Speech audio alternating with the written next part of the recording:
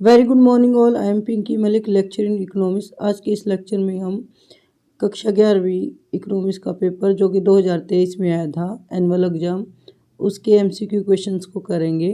तो चलो आज का लेक्चर शुरू करते हैं। क्वेश्चन नंबर 1, एक अच्छी प्रश्नावली के एक मुख्य गुण निम्न में से कौन सा है? ऑप्शन है कठिनता, प्रश्नों की कम संख्या, अनुचित क्रम, अनुचित प्रश्न। हम जानते हैं कि जो अच्छी प्रश्नावली का जो गुण होता है वो होता है कि क्वेश्चन अच्छे होने चाहिए, प्रश्नों की संख्या कम होनी चाहिए, कठिनता का लेवल कम होना चाहिए, ना कि ज़्यादा होना चाहिए। कोई भी अनुचित प्रश्न नहीं पूछना चाहिए, ना ही जो क्वेश्चन है वो अनुचित क्रम में होने चाहिए। तो जो आंसर होगा वो बी होगा, प्रश्नों की कम संख्या। विच of the following is a merit of good questionnaire? Difficulty, less number of question, not in A proper order, invalid question.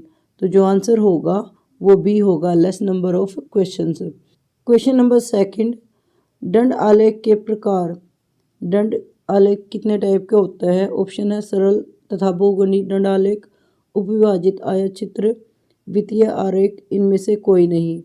जो दंड आरेख होता है वो सरल और बहुगुणी दोनों तरह का हो सकता है, क्योंकि दंड आलेख किसी एक विशेषता को भी शो कर सकता है और एक से ज़्यादा विशेषताओं को भी शो कर सकता है। और नाम से भी हम गैस कर सकते हैं, दंड आलेख आयतचित्र नहीं होता, ना ही वो वित्तीय आरेख होता है। तो जो आंसर होगा वो ए होगा, सरल और बहुगुणी दंड आरेख। The type of bar diagram are simple and multiple bar diagram, subdivided rectangle diagram, pie diagram, none of these. Bar diagram के टाइप्स हैं simple and multiple bar diagram, क्योंकि जो रेक्टेंगल डायग्राम है वो भी डिफरेंट होता है और पाई डायग्राम है वो भी डिफरेंट होता है। तो जो आंसर होगा वो ए होगा, simple and multiple bar diagram. Question number 3, बहुलक समांतर माध्यम एवं माध्यिका में कौन सा संबंध है? जेड यानी कि बहुलक, जिसको हम मोड बोलते हैं, एम मीडियन, एक्स बार माध्यम। तो जो फॉर्मूला होता है बहुलक समांतर माध्यम और माध्यिका में वो होता है जेड इक्वल है 3m माइनस 2x बार, 3 मीडियन माइनस 2 माध्यम। तो जो आंसर होगा वो बी होगा। What is the relationship between mode, mean and median? तो जो आंसर होगा वो बी होगा, मोड इक्वल होता है 3m माइनस 2x बार। क्वेश्चन नंबर 4, परास गुणांक का सूत्र क्या है? जो रेंज है उसका कोफिशिएंट है, उसका फॉर्मूला क्या होता है? अगर हम रेंज की बात करें तो जो रेंज का फॉर्मूला होता है वो होता है highest value minus lowest value.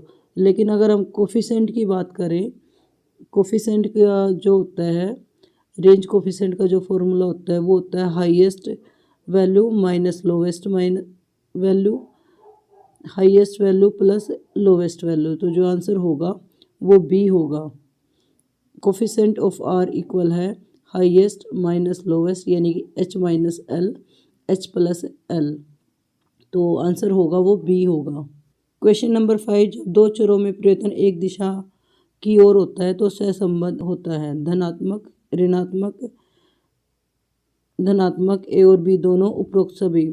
When two variable change in the same direction then such a correlation is called negative, positive, both A and B, all the above. तो हम जानते हैं जब दो चरों के बीच में परिवर्तन एक ही दिशा में हो रहा है, एक ही दिशा में होने का मतलब है कि अगर एक एलिमेंट में, एक वेरिएबल में इंक्रीज हो रहा है तो दूसरा जो एलिमेंट वेरिएबल है उसमें भी इंक्रीज होता है, अगर एक डिक्रीज होता है तो दूसरा भी डिक्रीज होता है। जैसे कीमत अगर बढ़ती है, किसी वस्तु की अगर कीमत बढ़ती है तो उसकी पूर्ति भी बढ़ती है, सप्लाई भी बढ़ती है। तो जब एक ही डायरेक्शन में हो रहा है तो उसे हम धनात्मक संबंध कहेंगे। तो जो आंसर होगा वो बी होगा, पॉजिटिव। क्वेश्चन नंबर 6, स्वतंत्रता प्राप्ति के समय राष्ट्रीय आय का लगभग कितने प्रतिशत भाग कृषि से प्राप्त होता था? ऑप्शन है 50%, 55%, 60%, 65%। On the eve of independence what percentage of national income was obtain from agriculture? तो जो आंसर होगा वो होगा 50%। 50% जीडीपी जो हमें मिलती थी वो एग्रीकल्चर से मिलती थी। नेक्स्ट क्वेश्चन, क्वेश्चन नंबर 7, किस वर्ष में भारत में पहली पंचवर्षीय योजना आरंभ हुई थी? ऑप्शन है 1951, 1947, 1940, 1935। इन which year was Indian first 5 year plan was launched? तो जो आंसर होगा वो ए होगा, 1951। पहली पंचवर्षीय योजना 1991 में शुरू हुई थी। नेक्स्ट क्वेश्चन, निम्न में से कौन सा सामाजिक आधारभूत संरचना के रूप में जाना जाता है? ऑप्शन है यातायात, शिक्षा, संचार, ऊर्जा। Which of the following is considered as a social infrastructure? तो जो ट्रांसपोर्ट है, कम्युनिकेशन एंड एनर्जी है, वो इंफ्रास्ट्रक्चर है, लेकिन जो सोशल इंफ्रास्ट्रक्चर है वो हमारी एजुकेशन है। आगे ट्रू एंड फॉल्स। विदेशी व्यापार आर्थिक विकास का एक इंजन है। Foreign trade is an engine of economic growth. ये बिल्कुल ट्रू है। जो विदेशी व्यापार है उससे देश की अर्थव्यवस्था मजबूत बनती है, इसलिए विदेशी व्यापार को आर्थिक विकास का एक इंजन कहा जाता है। क्वेश्चन नंबर 10, भारत में निर्धनता का कारण आय का असमान वितरण है।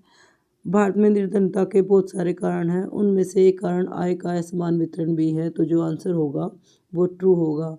Unequal distribution of income is a reason of poverty in India, sir will be true.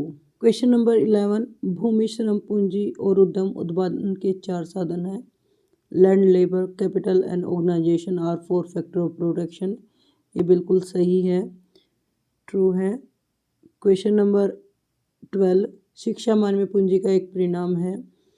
Education is the consequence of human capital formation. जो शिक्षा है वो मानवीय पूंजी का परिणाम है, ये फॉल्स है, क्योंकि जब शिक्षित होते हैं लोग तो वो मानव पूंजी के निर्माण में सहयोग करता है, ना कि जो शिक्षा है वो मानव पूंजी का परिणाम है।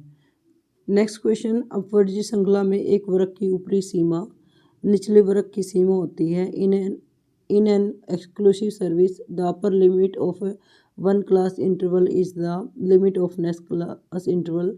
ये बिल्कुल ट्रू है, क्योंकि जो अपवर्जी श्रृंखला होती है जैसे 0 से 10, 10 से 20, तो ऊपरली सीमा एक वर्ग की ऊपर की सीमा निचले वर्ग की निचली सीमा होती है, ये बिल्कुल सही है। नेक्स्ट क्वेश्चन, सहसंबंध गुणांक सदैव धनात्मक होता है।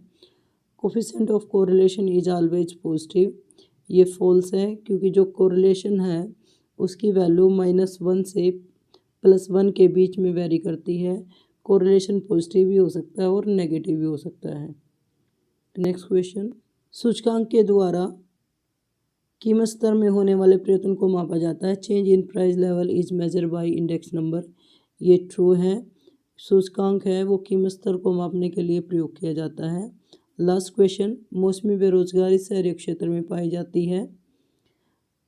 Seasonal unemployment is found in urban area. ये फॉल्स है, क्योंकि जो मौसमी बेरोजगारी है वो ग्रामीण क्षेत्र की बेरोजगारी है, और मौसमी बेरोजगारी वह बेरोजगारी है जो किसी मौसम के अनुसार होती है। जैसे कृषि क्षेत्र में जो किसान हैं उनको समय के अनुसार ही खेतों में काम करने का अवसर मिलता है। अगर कुछ मौसम वो बेरोजगार रहते हैं, तो जो मौसमी बेरोजगारी है वो ग्रामीण क्षेत्र में पाई जाती है। तो आज के लिए इतना ही, धन्यवाद। Thanks for watching.